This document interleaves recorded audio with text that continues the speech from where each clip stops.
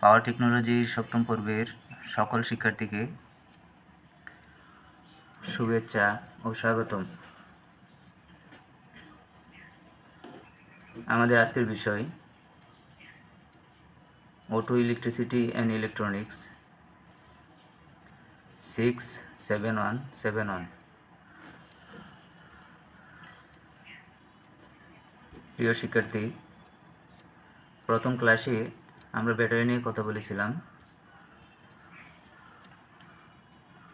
অর্থাৎ একটি lead acid battery কী কী উপাংশের সমন্বয়ে গঠিত,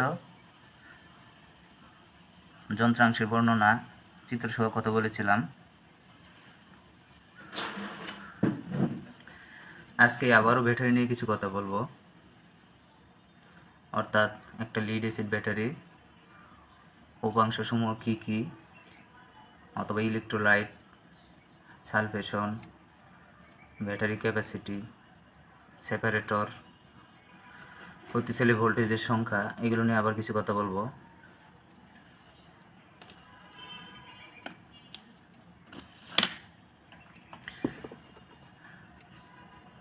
যারা এখন অনলাইন ক্লাসে আমার সাথে আছে অবশ্যই কমেন্টের মাধ্যমে হাজিরা নিশ্চিত করবা।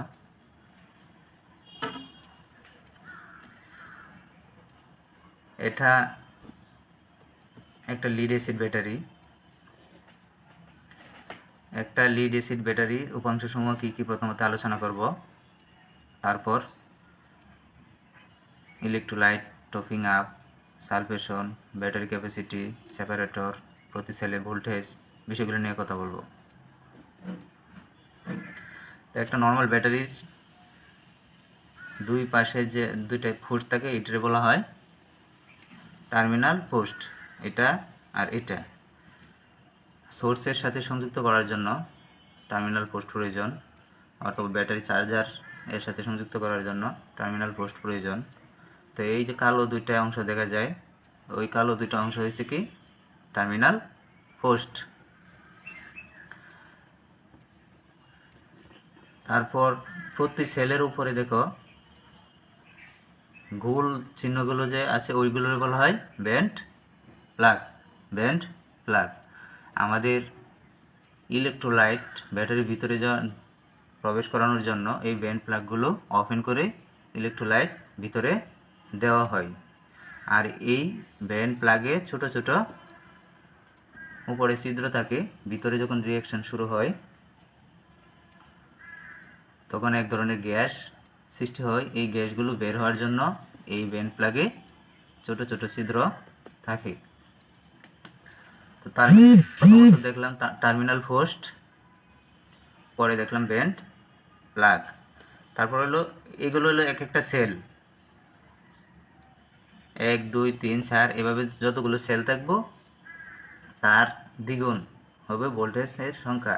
ব্যাটারির ভোল্টেজ যদি এভাবে 6টা থাকে তাহলে ব্যাটারি ভোল্টেজ হবে কত, 12 ভোল্টের ব্যাটারি। কারণ আমরা জানি প্রতি সেলে ভোল্টেজ থাকে 2.1, আর আমরা এটাকে কি 2 হিসেবে ধরি।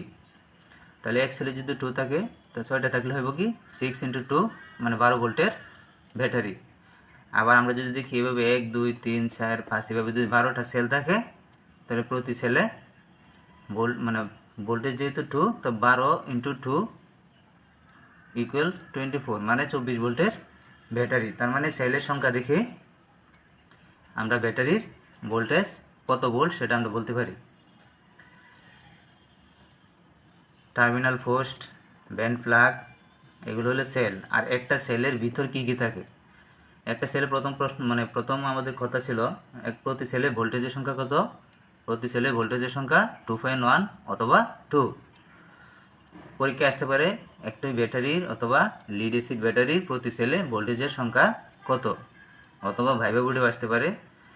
তো প্রতি সেলে ভোল্টেজের সংখ্যা 2.1। আর একটা সেলের ভিতর কি থাকে, পজিটিভ প্লেট থাকবে, নেগেটিভ প্লেট থাকবে, আর হলো সেপারেটর থাকবে। আর টোটাল সেলের ভিতরে কি থাকবে, ইলেকট্রোলাইট। তো positive plate, negative plate, separator এগুলো একটা সেলের ভিতরে থাকবে। তো পজিটিভ এবং নেগেটিভ সেলকে আলাদা করার জন্য মাঝখানে সেপারেটর ব্যবহার করা হয়। তো একটা সেলের ভিতরে প্রথমত একটি সেলের যদি বলে একটা সেল কি, তুমি বলবা একটা সেলের ভোল্টেজের সংখ্যা 2, একটি সেলের ভিতর পজিটিভ এবং নেগেটিভ প্লেট তাকে সর্বনিম্ন 7টা প্লেট থাকতে হবে। এর অধিক অনেক অনেক থাকতে পারে, কারণ ওই পজিটিভ এবং নেগেটিভ প্লেটের উপর ডিপেন্ড করেই ব্যাটারি ক্যাপাসিটি নির্ভর করে। তাহলে একটা সেলে পজিটিভ এবং নেগেটিভ প্লেটের সংখ্যা সর্বনিম্ন 7টা হতে হবে। এর উপরে যা হতে পারে এই প্লেটের পুরুত্ব অথবা প্লেটের সংখ্যার উপর একটা ব্যাটারি ক্যাপাসিটি ডিপেন্ড করে। তাহলে সেলে থাকবে পজিটিভ প্লেট, নেগেটিভ প্লেট আর হলো সেপারেটর, আর ইলেকট্রোলাইট সবগুলোর ভিতরেই থাকবো। তারপর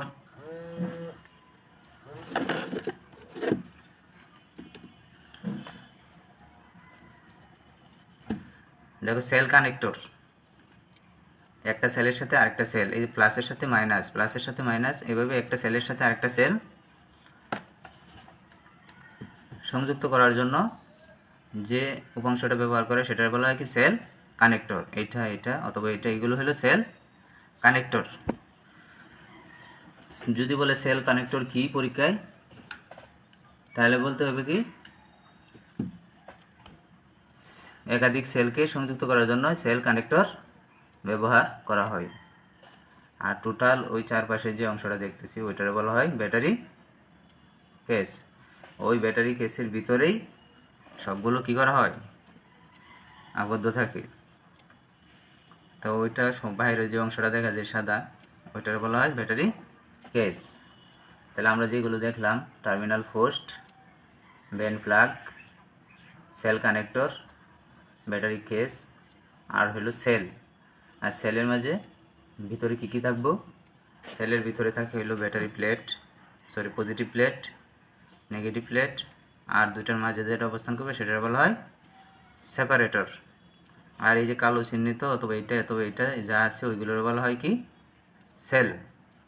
তাহলে নর্মালি যদি একটা লিড অ্যাসিড ব্যাটারি নর্মাল চিত্র বলতে মানে লিড অ্যাসিড ব্যাটারি বর্ণনা দিতে বলে পরীক্ষায় যদি আসে, তাহলে একটা নর্মাল চিত্র আঁকতে হবে, প্রতিটা সেলের উপাংশের বর্ণনা দিতে হবে। পরীক্ষা আসতে পারে একটি লিড অ্যাসিড ব্যাটারির চিত্র সহ বর্ণনা করো, তাহলে তোমার দিতে হবে এভাবে একটা চিত্র আঁকতে হবে, তারপর বর্ণনা দিতে হবে। তারপর ওই সবটার ভিতরে যে এটা অবস্থান করবে সেটার বলা হয় কি ইলেকট্রোলাইট।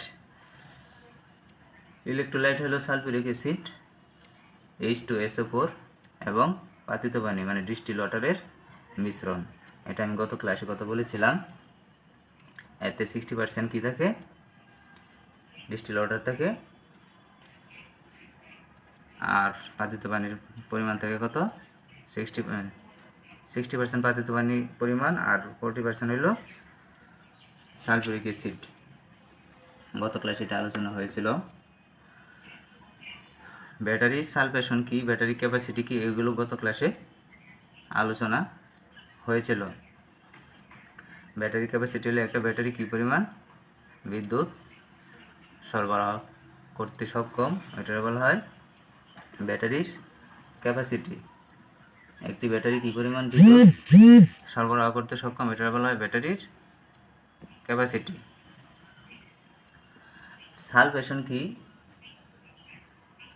আমরা ওই ব্যাটারির রাসায়নিক বিক্রিয়ায় যখন ব্যাটারি ডিসচার্জ হয়ে যায় তখন ব্যাটারিতে lead sulphate PbSO4 lead sulphate উৎপন্ন হয়।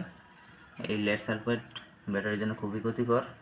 ব্যাটারি ডিসচার্জ হওয়ার পরপরই চার্জ দিতে হয়।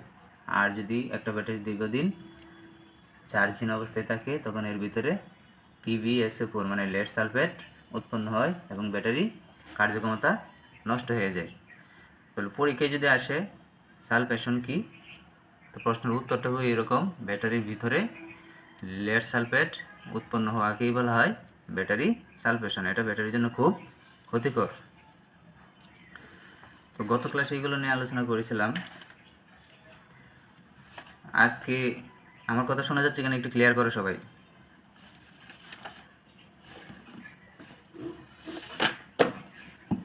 আজকে যে প্রশ্নগুলো নিয়ে কথা বলবো প্রশ্নগুলো এন্ট্রি করে সবাই। প্রথম প্রশ্ন, একটা ব্যাটারির কার্যক্ষমতা নষ্ট হয়ে যাওয়ার কারণ। একটি ব্যাটারির কার্যক্ষমতা নষ্ট হবার কারণ। তাহলে প্রথম প্রশ্নটা লিখি, একটি ব্যাটারির কার্যক্ষমতা নষ্ট হওয়ার কারণ। একটা ব্যাটারির কার্যক্ষমতা নষ্ট হওয়ার কারণগুলো কি কি হতে পারে? প্রথমত যদি একটা কারণ বলি ওভার চার্জিং, চার্জ দেওয়ার সময় যদি কোনো কারণে ওভার চার্জিং হয় তাহলে ব্যাটারি কার্যক্ষমতা নষ্ট হয়ে যেতে পারে।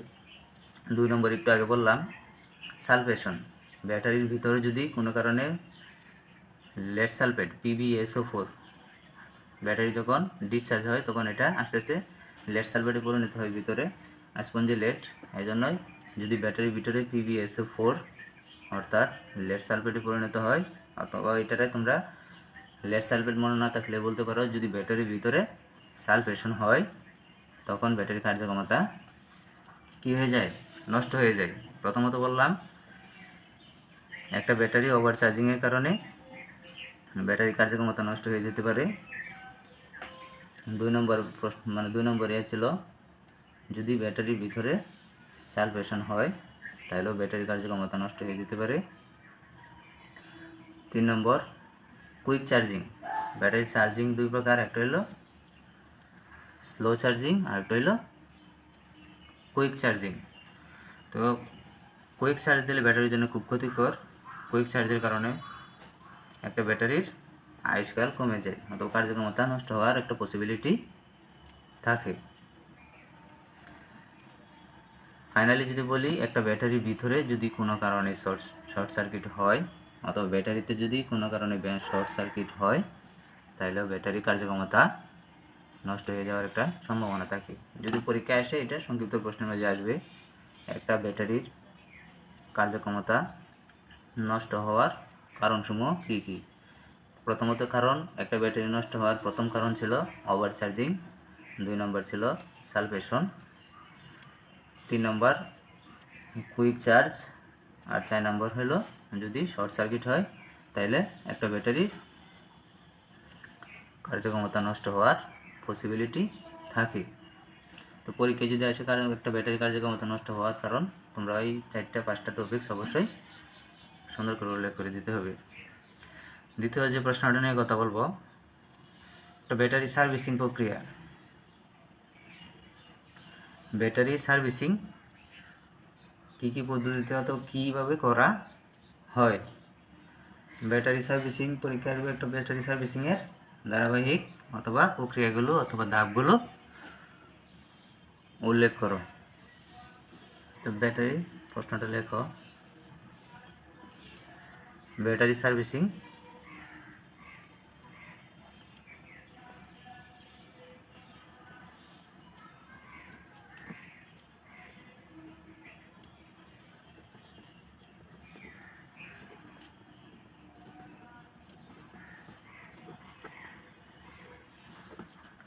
ব্যাটারি সার্ভিসিং প্রক্রিয়ার ধাপসমূহ অথবা ব্যাটারি সার্ভিসিং প্রক্রিয়াগুলো কি কি আলোচনা করো।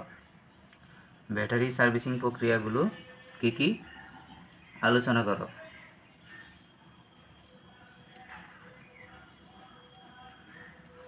প্রথমেই হলো ব্যাটারি পরিষ্কার করতে হবে।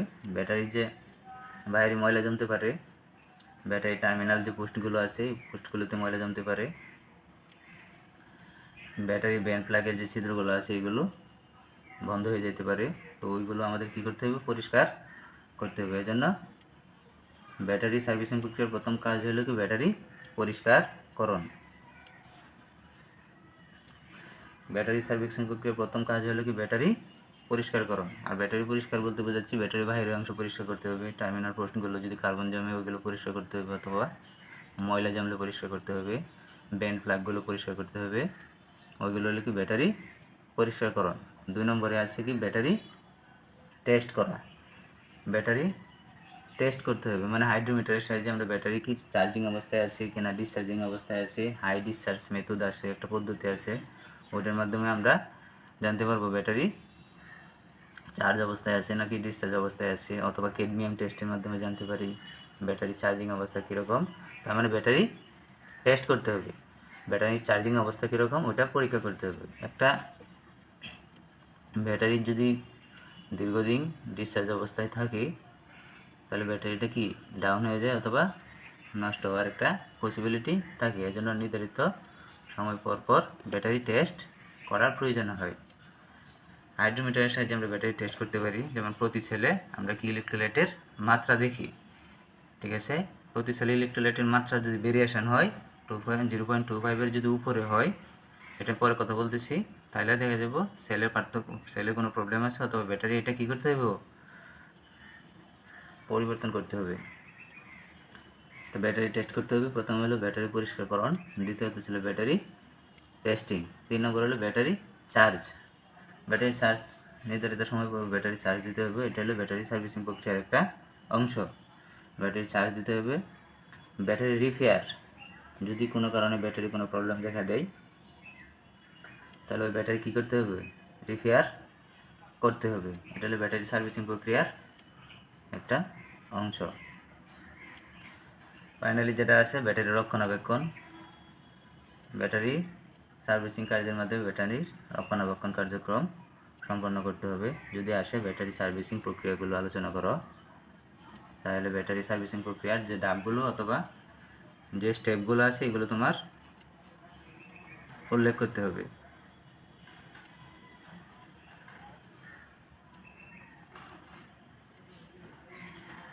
এক নম্বর, 2 নম্বর, 3 নম্বর প্রশ্ন যেটা আজকে নিয়ে কথা বলবো, ইম্পর্টেন্ট প্রশ্ন পুনরাবৃত্তি করতেছি। ব্যাটারির ক্যাপাসিটি কি কি বিষয়ের উপর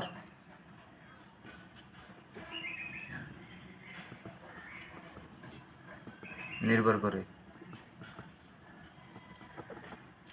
ব্যাটারি যে ক্যাপাসিটি আছে, ব্যাটারি ক্যাপাসিটি কী কী বিষয়ের উপর নির্ভর করে? এটা ইম্পর্টেন্ট, খুবই ইম্পর্টেন্ট প্রশ্ন, পরীক্ষায় এটা আসে।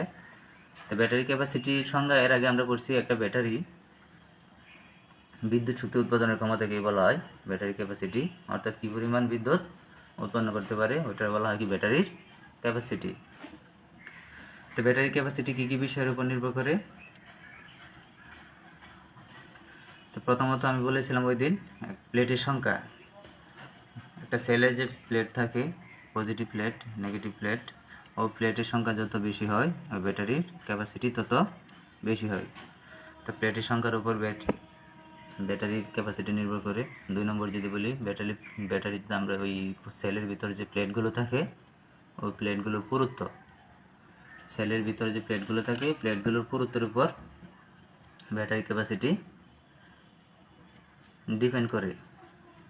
3 নম্বর যদি আমরা বলি সেপারেটরের ধরন, সেপারেটরের ধরনের উপর কি ব্যাটারি ক্যাপাসিটি ডিপেন্ড করে। যদি পরীক্ষায় প্রশ্নটা এইভাবে আসে তো প্রথমত লিখবো ব্যাটারি ক্যাপাসিটি মানে হলো একটা ব্যাটারি বিদ্যুৎ শক্তি উৎপাদন করার ক্ষমতা, আর ব্যাটারি ক্যাপাসিটি নির্ভর করে প্লেটের সংখ্যা, প্লেটের পুরুত্ব অথবা সেপারেটরের ধরন অথবা আয়তন, এইগুলোর উপর কি একটা ব্যাটারি ক্যাপাসিটি ডিপেন্ড করে। তাহলে 3টা প্রশ্ন আমরা যে প্রশ্নগুলো আলোচনা করছি, একটি হলো একটি ব্যাটারির কার্যক্ষমতা নষ্ট হওয়ার কারণ, 2 নম্বর ব্যাটারি সার্ভিসিং প্রক্রিয়াগুলো আলোচনা করো, 3 নম্বর ব্যাটারি ক্যাপাসিটি কী কী বিষয়ের উপর নির্ভর করে। আর প্রথম একটা প্রশ্ন আমরা কি একটা লিড এসিড ব্যাটারি চিত্র দেখেছি, ওই চিত্রগুলোর মধ্যে উপাংশগুলো কী কী থাকতে পারে ওইগুলো আমরা আলোচনা করেছি। 4 নম্বর একটা প্রশ্ন, সংক্ষিপ্ত প্রশ্নের মধ্যে দেখি ইম্পর্টেন্ট একটা প্রশ্ন, অটোমোবাইলে ব্যবহৃত ব্যাটারি 2টি কাজ। নর্মালি আমরা যে ব্যাটারি যে ব্যবহার করি আর যে কোনো 2টা কাজ।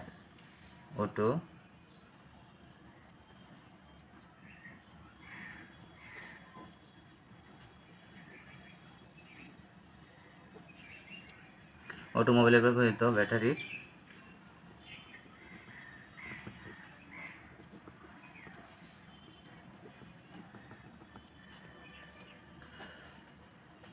অটোমোবাইল অথবা গাড়িতে আমরা যে ব্যাটারি ব্যবহার করি ওই ব্যাটারি দুইটা কাজ। তো ওইটা তো বেসিক্যালি তোমাদের যে পাওয়ার স্টুডেন্ট হিসেবে তো এমনিতেই জানার কথা, তারপরে যারা না জানো, প্রথম কাজ হলো ইঞ্জিন চালু করার জন্য প্রয়োজনীয় কী করে বিদ্যুৎ শক্তি সরবরাহ করার জন্য কি ব্যাটারি ব্যবহার করা হয়। প্রয়োজনীয় বিদ্যুৎ শক্তি সরবরাহ করার জন্য আমরা ব্যাটারি ব্যবহার করে থাকি।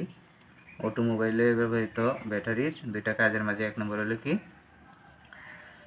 ইঞ্জিন চালু করার জন্য প্রয়োজনীয় বিদ্যুৎ শক্তি অথবা কারেন্ট সরবরাহ করা, এটা হলো একটা কাজ।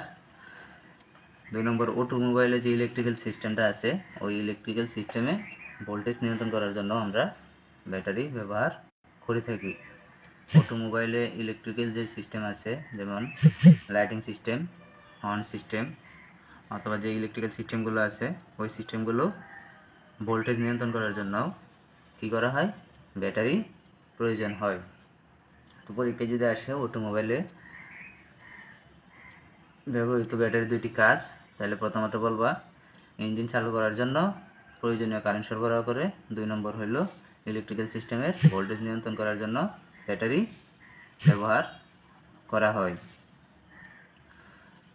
তো সালভেশন কি?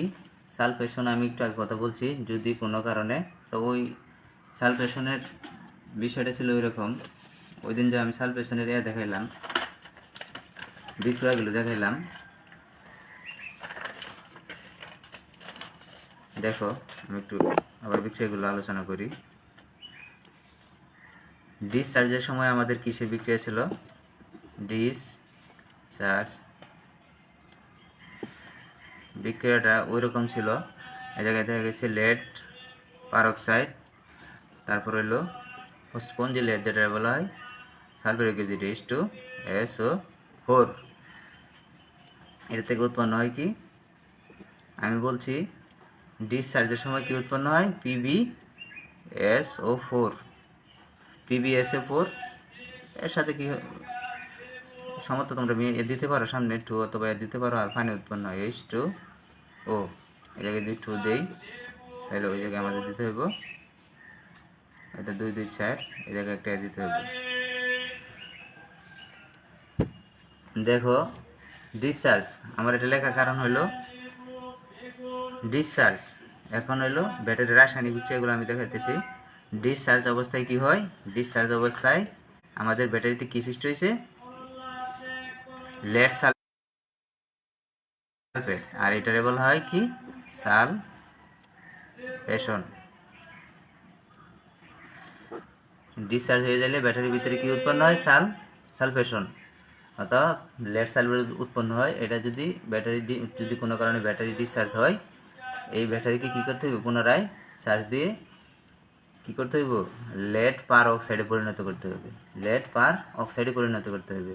আর যদি লেড পার অক্সাইডে পরিণত না করি অথবা চার্জ না দেই, তাহলে এই জায়গায় সালফেশন যদি দীর্ঘদিন থাকে ব্যাটারি কী হয়ে যায়, ড্যামেজ হয়ে যায় অথবা ব্যাটারি কার্যক্ষমতা নষ্ট হয়ে যায়। তাহলে ডিসচার্জ অবস্থায় যদি এটা হয়, তাহলে চার্জ অবস্থায় কী হবে, CSAR জি চার্জ অবস্থায় কী হবে, উল্টা আর কি।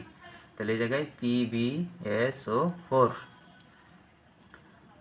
আর পানির সাথে এটা ডিসচার্জ অবস্থায় ছিল, চার্জ দেওয়ার কারণে পরে উৎপন্ন হবে কি, lead peroxide plus lead plus sulphuric acid H2SO4 সমতা মিলাইলে 2 2 দিয়ে দেও। তাহলে দেখো চার্জ দেওয়ার কারণে এই সালফেশনটা কি হয়েছে, আস্তে আস্তে রিমুভ হইয়া কি উৎপন্ন হয়েছে, এই সালফেশনটা এটা না, এই সালফেশনটা রিমুভ হয়ে আস্তে আস্তে কি উৎপন্ন হয়েছে, লেড পার অক্সাইড। আমার প্রশ্নটা এটাই ছিল, ব্যাটারি যখন ডিসচার্জ হয়ে যায়, ব্যাটারি যখন ডিসচার্জ হয় তখন এর ভিতরে কি উৎপন্ন হয়, সালফেশন মানে লেড সালফেট উৎপন্ন হয়। আবার চার্জ দেওয়ার কারণে যখন আমরা চার্জ দিছি, চার্জ দেওয়ার পর আস্তে আস্তে এটা কিসে পরিণত হয়েছে, লেড পার অক্সাইড। তো ওই সালফেশন অবশ্যই আমাদের দূর করতে হবে। এই সালফেশনটা কি, খুবই ক্ষতিকর ব্যাটারির জন্য। দীর্ঘদিন আমরা যদি ডিসচার্জ অবস্থায় একটা ব্যাটারি রাখি, তাহলে দেখা যাবে এই সালফেশনের কারণে ব্যাটারি ড্যামেজ হয়ে যায় অথবা কার্যক্ষমতা হারিয়ে ফেলে। তো যদি পরীক্ষায় আসে ব্যাটারি রাসায়নিক সমীকরণ মানে বিক্রিয়াগুলো দেখাও, চার্জিং অথবা ডিসচার্জিং অবস্থায় রাসায়নিক বিক্রিয়াগুলো দেখাও, তখন তোমরা যখন ডিসচার্জ হইব, একটা কথা মনে রাখবে, ডিসচার্জ হওয়ার সময় সালফেশন উৎপন্ন হইব। যখন ডিসচার্জ হইব তখনই সালফেশন মানে লেড সালফেট উৎপন্ন হইব। আর যখন চার্জ হইব এই লেড সালফেট ভেঙে কি উৎপন্ন হইব? Lead peroxide. এই লেড পারঅক্সাইড যখন উৎপন্ন হইব তখন ব্যাটারি চার্জিং অবস্থায় থাকবো। আর যখন লেড সালফেট থাকবে তখন ব্যাটারি ডিসচার্জ অবস্থায় থাকে। ওইটা আস্তে আস্তে কি চার্জ দিলেই ওইটা আস্তে আস্তে দূর হয়। তো যদি কোনো কারণে পরীক্ষায় আসে চার্জিং অবস্থায় অথবা ডিসচার্জ অবস্থায় রাসায়নিক বিক্রিয়া দেখাও, ব্যাটারির রাসায়নিক বিক্রিয়া দেখাও, তাহলে চার্জিং অবস্থায় এটা দিতে হবে আর ডিসচার্জ অবস্থায় এটা উল্লেখ করতে হবে। শুধু বিক্রিয়াটা দিলে হবে। সমতা যদি দিতে পারো তো ভালো, আর যদি সমতা দিতে না পারো, পরীক্ষায় যদি মনে না থাকে, মাঝখানে এরোশন দিয়ে দিবে দুই দিকে, ঠিক আছে? তাহলে সমতা না দিলেও চলবে।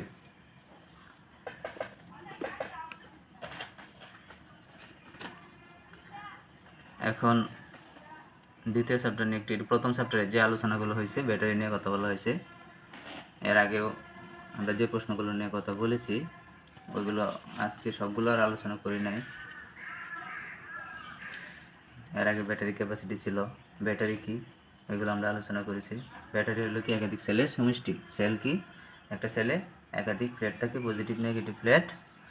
আর পজিটিভ আর নেগেটিভ প্লেটকে আলাদা করার জন্য সেপারেটর ব্যবহার করা হয়। আর একটা সেলে ভোল্টেজের সংখ্যা কি থাকে? 2.1। একটা সেলে ভোল্টেজের সংখ্যা থাকে কত? 2.1 অথবা 2। এখন দ্বিতীয় অধ্যায় নিয়ে কথা বলবো। দ্বিতীয় যে অধ্যায়টা আছে, দ্বিতীয় অধ্যায়ের নাম সবাই লেখো, দ্বিতীয় চ্যাপ্টার, অধ্যায়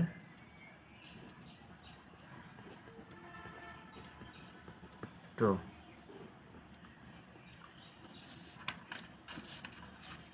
battery testing, battery charging, testing এবং রক্ষণাবেক্ষণ। Battery charging, testing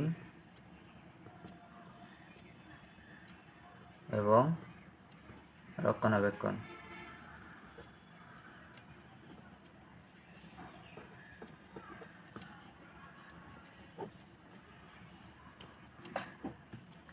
battery charging, testing এবং রক্ষণাবেক্ষণ।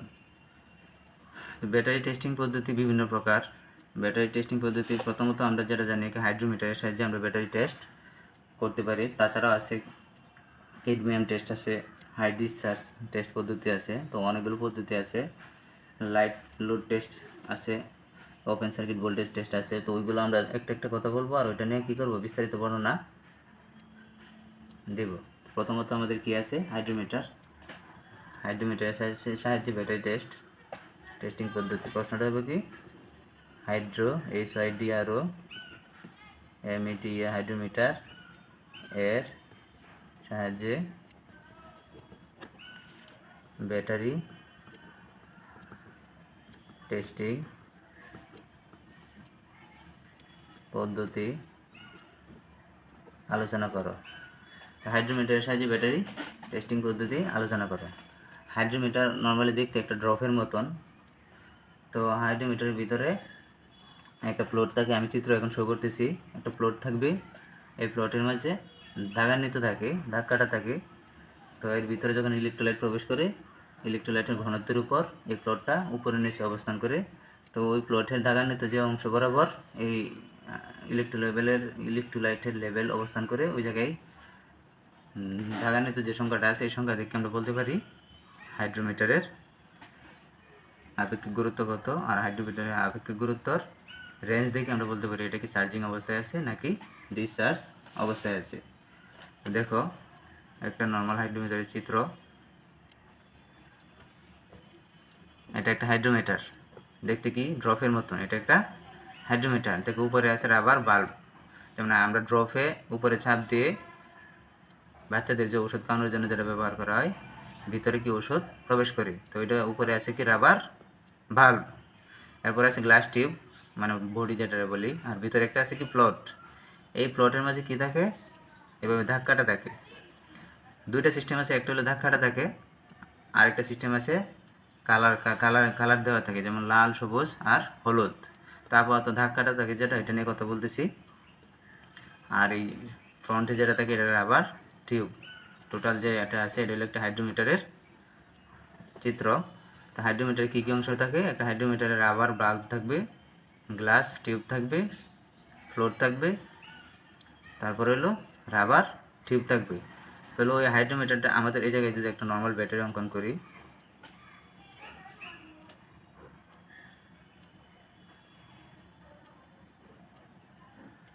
যদি একটা নর্মাল ব্যাটারি থাকে এই জায়গায়, ব্যাটারি এই জায়গায় আমাদের কী থাকে, ভ্যান প্লাগ থাকে, প্রতি সেলে ভ্যান প্লাগ থাকে। তো ওই যে ওই ভ্যান প্লাগগুলোতে এই যে রাবার টিউবটা আছে, এই ভ্যান প্লাগগুলো খুলে এই রাবারের যে বাল্বটা আছে উপরের অংশে চাপ দিয়ে এই ভ্যান প্লাগ দিয়ে ভিতরে প্রবেশ করাতে হবে। কি হাইড্রোমিটারকে রাবারের বাল্বে চাপ দিয়ে, ওই যে রাবারের বাল্বটা আছে ফ্রন্টে চাপ দিয়ে ওই রাবার টিউবটা ইলেকট্রোলাইটের ভিতরে প্রবেশ করাতে হবে। কি এই ভ্যান প্লাগগুলো ওপেন করে প্রবেশ করে যখন আমরা ওই রাবার বাল্বটার যে চাপটা ছেড়ে দেই, তাহলে কি ভিতরে কি করব, ইলেকট্রোলাইট প্রবেশ করবে, ভিতরে ইলেকট্রোলাইট প্রবেশ করবে। এই যে এইভাবে আমরা কি করব, এটা ভিতরে প্রবেশ করানোর পর ওই জায়গায় আমরা চাপ দিয়ে প্রবেশ করাবো। তারপর যদি আমরা প্রেসারটা ছেড়ে দেই, তাহলে ভিতরে কি করবে, ইলেকট্রোলাইট প্রবেশ করবে। এবার দেখো সিস্টেমটা কিভাবে আমরা জানতে পারবো। তো প্রথমত তুমি পরীক্ষায় যখন লিখবা, বলবা একটা হাইড্রোমিটারের চিত্র আঁকতে হবে। তারপর বলবো একটা hydrometer, rubber bulb, glass tube, float, rubber tube, এই অংশগুলো দেখানোর পর বলবা আমরা একটা ব্যাটারির ভ্যান প্লাগ খুলে রাবারের বাল্বটা কি চাপ দিয়ে ইলেকট্রোলাইটে রাবারের টিউবটা কি করব, এই রাবারের টিউবটা এই মাথা অংশটা কি প্রবেশ করানোর পর এই যে রাবারের বাল্বের প্রেসারটা আছে, প্রেসারটা ছেড়ে দিব। তখন এই রাবার টিউবের মাধ্যমে কি গ্লাস টিউবের ভিতর, রাবার টিউবের মাধ্যমে গ্লাস টিউবের ভিতর ইলেকট্রোলাইট প্রবেশ করবে। ইলেকট্রোলাইট প্রবেশ করার পর সাপোজ এটার ভিতরে ইলেকট্রোলাইট কী করলো, প্রবেশ করলো। প্রবেশ করার পর ইলেকট্রোলাইটের ঘনত্বের উপর ডিপেন্ড করে এই যে ফ্লোরটা আছে উপরে অথবা নিচে অবস্থান করে ভাসতে থাকলে মনে করো এই পর্যন্ত ডুবে গেছে, অর্ধেক পর্যন্ত, ঠিক আছে, অর্ধেক সাপোজ ধরো অর্ধেক পর্যন্ত ডুবে গেছে, অথবা উপরের পর্যন্ত যেতে পারে, অথবা আরও নিচেও থাকতে পারে। তো ওই জায়গায় এই ফ্লোটের মাঝে কী থাকে, ধাক্কাটা থাকে, এই ফ্লোটের মাঝে ধাক্কাটা থাকে। তো ধাক্কাটা দেখে আমরা বুঝতে পারি এটা কি চার্জিং অবস্থায় আছে না ডিসচার্জ অবস্থায় আছে। ওই ধাক্কাটায় যদি 1.27 থেকে 1.290 হয়, 1.270 থেকে 1.290 হইলে ব্যাটারি কি পূর্ণ চার্জ অবস্থায় আছে। তার মানে কি ইলেকট্রোলাইট এটার ভিতরে প্রবেশ করলে ফ্লোটের মাঝে কি থাকে, ধাক্কাটা থাকে। এই ধাক্কাটার রেঞ্জ দেখে আমরা বলতে পারি এটা কি ব্যাটারি চার্জ অবস্থায় আছে নাকি ডিসচার্জ অবস্থায় আছে। কীভাবে দেখবো, এই জায়গায় আমরা চাপ দেবো, চাপ দেওয়ার পর রাবার টিউবটা ভ্যান প্লাগ দিয়ে ভিতরে প্রবেশ করানোর পর রাবার টিউবের যে প্রেসারটা আছে, প্রেসারটা ছেড়ে দিলে এটার ভিতরে কি করবে, ইলেকট্রোলাইট প্রবেশ করবে। কোথায় থেকে, ব্যাটারির ভিতরে যে ইলেকট্রোলাইট আছে ওই ইলেকট্রোলাইটটা এটার ভিতরে প্রবেশ করবে। তখন এই ফ্লোরটা কি হয়, উপরে নিচে ওঠানামা করে। এই ফ্লোরটার যে অবস্থান পর্যন্ত কি থাকবো, ইলেকট্রোলাইট থাকবো, ওই অবস্থানে ওর ধাক্কাটা থাকে। এই দাগ দেখে আমরা রেঞ্জ নিতে পারি। এই যে রেঞ্জ নিলাম, ওই যে রেঞ্জ নিলাম। রেঞ্জ নিয়ে আমরা দেখতে পারি ওই হাইড্রোমিটারের সাহায্যে আমরা জানতে পারি কি এটার আপেক্ষিক গুরুত্ব কত। আপেক্ষিক গুরুত্ব যদি আমি এই জায়গায় লিখে রাখছি, দেখো আপেক্ষিক গুরুত্ব যদি 1.270 থেকে 1.290 হয়, তাহলে আমরা বলতে পারবো ব্যাটারিটা কি পূর্ণ চার্জ অবস্থায় আছে, ঠিক আছে। আর যদি আপেক্ষিক গুরুত্ব ওই জায়গায় দাগ দেখে যদি আমরা দেখি না ব্যাটারির আপেক্ষিক গুরুত্ব 1.110 থেকে 1.130 হয়, তাহলে ব্যাটারি ডিসচার্জ অবস্থায় আছে। ব্যাটারি যদি ডিসচার্জ থাকে তাহলে আমাদের কি করতে হবে, চার্জ দিতে হবে। আর যদি ব্যাটারি পূর্ণ চার্জ থাকে তাহলে তো চার্জ দেওয়ার দরকার নাই। এটা আমরা কি করব, প্রতি সেল থেকে, যেমন এই সেলে একটা নিলাম, এটা খুললে এই সেলে নিলাম, দেখলাম এটা রেঞ্জ কত, পরে এই সেল থেকে নিলাম, প্রতিটা সেল কি করব, পরীক্ষা করব। প্রতিটা সেল পরীক্ষা করে যদি দেখি না এটার থেকে এটার পার্থক্য 0.25 চেয়ে বেশি হয়, নর্মালি সবটা একই হবে, কারণ যেহেতু ইলেকট্রোলাইট একই। যদি দেখি পার্থক্য হয়তো ভেরিয়েশন হইতে পারে কম বেশি, কিন্তু এর চেয়ে যদি বেশি হয়, 0.25 চেয়ে যদি বেশি হয় আপেক্ষিক গুরুত্বের পার্থক্য, তাহলে বুঝতে হবে ওই জায়গায় সেলের ত্রুটি আছে, অথবা সেপারেটর অথবা প্লেটের কোনো প্রবলেম আছে। আর যদি দেখি না 0.25 চেয়ে বেশি না, সবগুলোতে কাছাকাছি, তাহলে ওই রেঞ্জ দেখে আমরা বুঝতে পারবো ব্যাটারি পূর্ণ চার্জ অবস্থায় আছে নাকি ডিসচার্জ অবস্থায় আছে। এইভাবে আমরা কি করতে পারি, হাইড্রোমিটারের সাহায্যে একটা ব্যাটারি চার্জিং অথবা ডিসচার্জিং অবস্থা নির্ণয় করতে পারি। তাই একটা ব্যাটারি চার্জিং অথবা ডিসচার্জ অবস্থায় কীভাবে নির্ণয় করতে পারি, পরীক্ষা আসলে তোমরা অবশ্যই এটা কী করতে হবে, উল্লেখ করতে হবে। হ্যাঁ, একটা ব্যাটারি হাইড্রোমিটারের সাহায্যে ব্যাটারি চার্জিং টেস্ট করার প্রক্রিয়া। তো প্রথমত একটা চিত্র দিবা, মানে চিত্রের মাঝে এই অংশগুলো উল্লেখ করতে হবে: rubber bulb, glass tube, float, rubber tube. তারপর বলবা ব্যাটারির ব্যান্ড প্লাগ খুলে রাবার টিউব কী করতে হবে, ব্যাটারির ভিতর প্রবেশ করাতে হবে। যখন আমরা প্রবেশ করাইব তখন এই রাবার বাল্বটা কী করতে হবে, চাপ দিয়ে প্রবেশ করাতে হবে। প্রবেশ করানোর পর এই রাবার বাল্বের যে প্রেশারটা আছে, চাপটা আছে, চাপটা ছেড়ে দিতে হবে। তখন এই রাবার টিউব দিয়ে ইলেকট্রোলাইট এই হাইড্রোমিটারের ভিতরে, মানে গ্লাস টিউবের ভিতরে কী করব, প্রবেশ করবে। প্রবেশ করার পর এই জায়গায় ভিতরে প্লটটা আছে, কি প্লটটা ভাসমান অবস্থায় থাকে। ওই প্লটে দাগ কাটা দেখে এই ইলেকট্রোলাইটের লেভেল কোন পর্যন্ত উঠছে, ওই পর্যন্ত ওই প্লটে কী পরিমাণ দাগ দেওয়া আছে, ওইটা হইব ওই ইলেকট্রোলাইটের আপেক্ষিক গুরুত্ব। ওই আপেক্ষিক গুরুত্ব দেখে আমরা একটা রেঞ্জ জানা আছে, এটাকে মুখস্থ, স্ট্যান্ডার্ড রেঞ্জ। এটা হলো 1.270 থেকে যদি 1.290 হয় এই রেঞ্জ, তাইলে আমরা বলতে হবে এটা কি পূর্ণ চার্জ। অথবা তার চেয়ে কম হইলে, এর ভিতরে হলো 1.110 থেকে 1.130 যদি হয়, তাহলে বলতে হবে ডিসচার্জ। অথবা আরও রেঞ্জ আছে বইয়ের ভিতরে দেখে নিও, অর্ধ চার্জ অবস্থায় কত রেঞ্জ আছে, অথবা 25% চার্জ অবস্থায় কী পরিমাণ রেঞ্জ আছে, এগুলো উল্লেখ করা আছে। আর রিসেন্ট তোমরা যদি কলেজের ভিতরে যদি তোমরা করো, পরীক্ষা করে দেখবো ওই ফ্লোটের মধ্যে কী থাকে, দাগ মানে কালার দেওয়া থাকে, যেমন লাল, সবুজ, হলুদ। লাল, সবুজ, হলুদ যখন এই তিনটা অংশ থাকে, মনে করি এটা একটা অংশ, এটা একটা অংশ, এটা তিন জায়গায় তিনটা কালার দেওয়া থাকে। যদি লালে অবস্থান করে, এই ইলেকট্রোলাইট প্রবেশ করার পর্যন্ত ইলেকট্রোলাইটের লাল অংশ যদি এই ইলেকট্রোলাইটের লেভেল পর্যন্ত থাকে, তাহলে বুঝতে হবে কি ব্যাটারি ডিসচার্জ। আর সবুজ থাকলে পূর্ণ চার্জ, আর হলুদ থাকলে কি মিডিয়াম চার্জ, অর্ধ চার্জ আর মিডিয়াম চার্জ। তাহলে আমরা ওই কালার দেখেও সহজে কি বুঝতে পারি ব্যাটারি চার্জ অবস্থায় আছে নাকি ডিসচার্জ অবস্থায় আছে। ওই কালার দেখে বোঝা যায়। যদি প্লটে ওই হাইড্রোমিটারের ভিতরে গ্লাস টিউবের ভিতরে যে প্লটটা আছে, এই প্লটে যদি মানে কি চিহ্ন দেওয়া থাকে, লাল, সবুজ অথবা হলুদের চিহ্ন দেওয়া থাকে, তাহলে ওই চিহ্ন দেখেও আমরা বুঝতে পারি একটা হাইড্রোমিটারে চার্জিং অবস্থায় আছে, হাইড্রোমিটারের সাহায্যে একটা ব্যাটারি চার্জিং অবস্থায় আছে নাকি ডিসচার্জ অবস্থায় আছে। পরীক্ষায় যদি আসে একটা হাইড্রোমিটারের সাহায্যে ব্যাটারির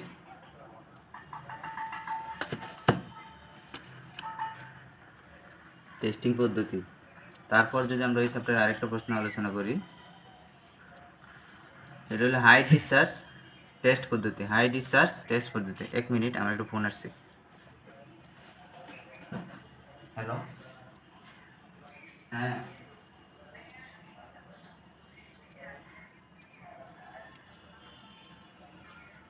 নাম্বারটা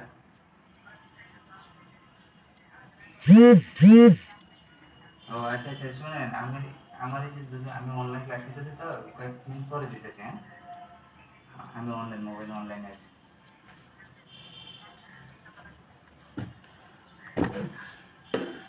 তো দ্বিতীয় চ্যাপ্টারের দ্বিতীয় প্রশ্ন, এগুলো রচনামূলক প্রশ্ন আলোচনা করতেছি প্রথমে।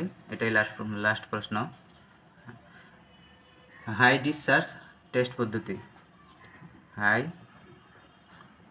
ডিসচার্জ টেস্ট পদ্ধতি আলোচনা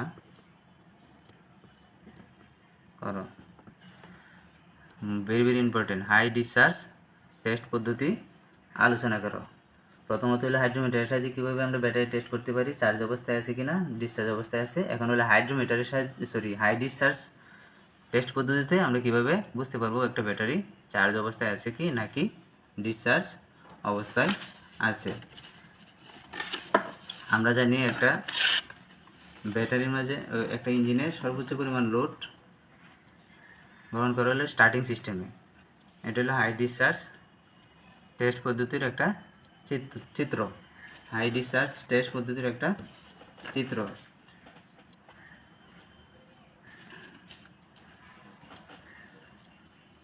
এই পদ্ধতিতে একটা ব্যাটারি সর্বোচ্চ কত অ্যাম্পিয়ার কারেন্ট সরবরাহ করতে পারে, এটা আমরা জানতে পারি। আর মোটরের যে বৈদ্যুতিক লোডগুলো আছে, একটা মোটরের বৈদ্যুতিক লোডগুলোর মাঝে স্টার্টিং সিস্টেম হলে সর্বোচ্চ পরিমাণ 350 থেকে 450 এম্পিয়ার কারেন্ট সরবরাহ করে। স্টার্টিং ওই হাই ডিসচার্জ টেস্ট পদ্ধতিতে আমরা জানতে পারি কী পরিমাণ কারেন্ট সরবরাহ করতে পারে। তাহলে হাই ডিসচার্জ টেস্ট পদ্ধতিতে আমরা কীভাবে একটা ব্যাটারির চার্জিং অবস্থায় আছে নাকি ডিসচার্জ অবস্থায় আছে সেটা জানতে পারবো। এটা নিয়ে এখন আমি কথা বলবো। এই পদ্ধতিতে আমাদের তিনটা অংশ প্রয়োজন। একটা হলো কি ভোল্ট মিটার, একটা হলো এম্পিয়ার যেটা বলে, আর একটা হলো রিওস্টেট। একটু ভালো করে শোনো, 2-3 মিনিটে শেষ করে দেবো। একটা হলো কি ভোল্ট মিটার, একটা হলো এমিটার, আর একটা হলো রিওস্টেট। এই চিত্র অনুযায়ী কী করতে হবে? সংযোগ করতে হবে একটা ব্যাটারির সাথে। তাহলে আমাদের তিনটা প্রয়োজন। একটা হলো ভোল্ট মিটার, আর ভোল্ট মিটারের রেঞ্জ হলো 0 থেকে 15 ভোল্ট। একটা ভোল্ট মিটার, একটা এমিটার, এটা রেঞ্জ হলো 300 এম্পিয়ার। আর একটা হলো রিওস্টেট মানে RESTAT। রিওস্টেট হলো একটা নবের মতন, হ্যাঁ, এটা ঘোরায় আমাদের এই জায়গায় এমিটারে কারেন্ট অথবা ভোল্টেজ সেট করা হয়। এটা হলো কি নবের মতন, এটা ঘোরানো যায় ডানে বামে ঘুরে কি এগুলো এম্পিয়ার অথবা ভোল্টেজ সেট করা হয়। একবারে এর সাথে চিত্র অনুযায়ী কী করতে হবে? সংযোগ করতে হবে। আর আমরা জানি কি মোটরের বৈদ্যুতিক লোডের মধ্যে স্টার্টার মোটর হচ্ছে সর্বোচ্চ লোড 350 থেকে 450 এম্পিয়ার লোড বহন করে। এই স্টার্টার মোটর যেহেতু সর্বোচ্চ লোড বহন করে, এজন্য ব্যাটারি কী হয়ে যায়? খুব তাড়াতাড়ি ডিসচার্জ হয়ে যায়। এজন্যই এই মোটরের বৈদ্যুতিক লোডের মধ্যে যেহেতু স্টার্টার মোটরের সর্বোচ্চ লোড বহন করে, এজন্য স্টার্টার মোটর আমরা চালিয়ে বুঝতে পারি এটা কি চার্জিং অবস্থায় আছে নাকি ডিসচার্জ অবস্থায় আছে। যদি স্টার্টার মোটর চালাতে পারে তাহলে অন্যান্য লোডগুলো চালাতে সক্ষম, আর যদি স্টার্টার মোটর চালাতে না পারে তাহলে অন্যান্য লোডগুলো চালানো সক্ষম না, অর্থাৎ ব্যাটারি ডিসচার্জ অবস্থায় আছে। এজন্য আমরা কি এই পদ্ধতিতে স্টার্টার মোটরকে ঘুরিয়ে এটা কি চালাতে সক্ষম কিনা এটা দেখে আমরা বুঝতে পারবো ব্যাটারি চার্জ অবস্থায় আছে নাকি ডিসচার্জ অবস্থায় আছে। তো প্রথমত যদি পরীক্ষা আছে হাই ডিসচার্জ টেস্ট পদ্ধতি, তুমি বলবো একটা হাই ডিসচার্জ টেস্ট পদ্ধতিতে একটা ভোল্ট মিটার, একটা এমিটার, একটা রিওস্টেট চিত্র অনুযায়ী সংযোগ করতে হবে। পরে বলবা এই পদ্ধতিতে একটা ব্যাটারি সর্বোচ্চ কত এম্পিয়ার কারেন্ট সরবরাহ করতে পারে সেটা আমরা জানতে পারি। আবার বলবা একটা মোটরের বৈদ্যুতিক লোডের মধ্যে স্টার্টার মোটর হচ্ছে সর্বোচ্চ লোড সরবরাহ করে, আর সর্বোচ্চ লোড সরবরাহ করা বিদায় ব্যাটারি দ্রুত কী হয়ে যায়? ডিসচার্জ হয়ে যায়। যদি একটা ব্যাটারি স্টার্টার মোটর চালাতে পারে তাহলে আমরা বুঝতে পারবো অন্যান্য লোডগুলো চালাইতেও সক্ষম। এজন্য স্টার্টার মোটরটাকে ঘোরায় ডিসচার্জের মাত্রাটা আমরা জানতে পারি। আর কীভাবে জানবো স্টার্টার মোটর ঘোরায় ডিসচার্জের মাত্রা জানবো কীভাবে? তুমি বলবো চিত্র অনুযায়ী এই এমিটার, ভোল্ট মিটার, রিওস্টেট সংযোগ করতে হবে। তারপর হলো এই রিওস্টেট এই জায়গায় ভোল্ট মিটারটা আছে, যে এই ভোল্ট মিটারটা কি 12 ভোল্টে সেট করবো। কততে? 12 ভোল্টে সেট করতে হবে। আর এই জায়গায় এমিটারটাকে 300 এম্পিয়ারে সেট করে স্টপ ওয়াচ কী করতে হবে? সুইচ অন করতে হবে। স্টপ ওয়াচ অন করতে হবে, সুইচটা অন করতে হবে। অন করার পর 15 সেকেন্ড পর কী করতে হবে? 15 সেকেন্ড পর রিডিং নিতে হবে। হ্যাঁ, 15 সেকেন্ড পর রিডিং নিতে হবে। কীভাবে? এই ভোল্ট মিটারটাকে 12 ভোল্টে সেট করে আর এমিটারকে 300 এম্পিয়ারে সেট করে স্টপ ওয়াচ অন করতে হবে। তারপর কী করতে হবে? 15 সেকেন্ড পর রিডিং নিতে হবে। 15 সেকেন্ড পর এটা কী করতে হবে? স্টপ ওয়াচ অফ করে তারপর এই ভোল্ট মিটারের রিডিং দেখতে হবে। যদি 8.5 থেকে 9.5 ভোল্টের ভিতরে থাকে তাহলে বুঝতে হবে ব্যাটারি চার্জ সন্তোষজনক। আর যদি এর ভিতরে না হয়, কম বেশি হয়, 15 সেকেন্ড পর এটা কি কম বেশি হবে। আমি সেট করতে কত? 12তে। আর এম্পিয়ার কত ছিল? 300 এম্পিয়ার। এটা কীভাবে সেট করবো? রিওস্টেট আছে, এটা নবের মতো, নবটা ঘুরায় ডানে ভাবে নেওয়া, এটা 12 ভোল্টে আর এটা 300 এম্পিয়ারে সেট করে আমরা ওই জায়গায় একটা স্টপ ওয়াচ আছে, স্টপ ওয়াচটা কী করবো? অন করব। অন করার পর 15 সেকেন্ড সময় দেখার জন্য, এই জন্য স্টপ ওয়াচ অন করবো। 15 সেকেন্ড পর সোর্সের সাথে যখন সংযোগ করবো, 15 সেকেন্ড পর কী করতে হবে? এই ভোল্ট মিটারের রিডিং দেখতে হবে। তো 15 সেকেন্ড পর এই রিডিং দেখি ডানে ওই কম হবে অথবা বেশি হবে।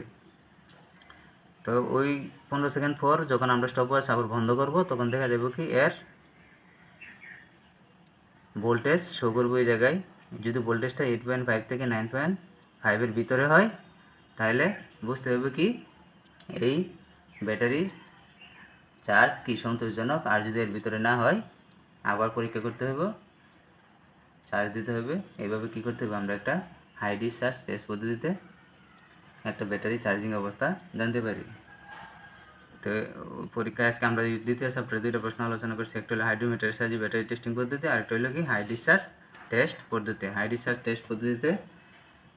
ডিসচার্জ টেস্ট পদ্ধতিতে কি তিনটা থাকবে, একটা হলো কি ভোল্ট মিটার, একটা হলো এম্পিয়ার, আর একটা হলো রিওস্ট্যাট। এটা চিত্রণা দিয়ে সংযোগ করতে হবে।